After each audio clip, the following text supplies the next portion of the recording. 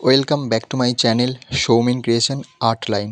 আজ আমি আপনাদের তৈরি করে দেখাবো একটি মাতৃ প্রতিমা। আমাদের যেহেতু রাঢ় বাংলা, পশ্চিমবঙ্গ, এখানে সবথেকে বেশি পূজিত হন আমাদের সকলের প্রিয় এবং ভক্তির আরাধনার দেবী মা ভবতারিণী, অর্থাৎ তারা মা এবং কালী মা। বিভিন্ন নামেও ডাকা হয়। রাঢ় বাংলায় যেহেতু সবথেকে বেশি মাতৃ সাধনা হয় এবং শক্তি আরাধনা করা হয়, তেমনই অনেক মহান ব্যক্তিত্ব আছেন, যেমন শ্রীরামকৃষ্ণদেব, স্বামী বিবেকানন্দ এবং নেতাজি সুভাষচন্দ্র বসু। আরও একজন আছেন, তিনি হচ্ছেন গুরুদেব বামদেব। ওনারা সকলেই মাতৃ সাধনার পীঠস্থান করে দিয়ে গেছেন আমাদের এই রাঢ় বাংলাকে।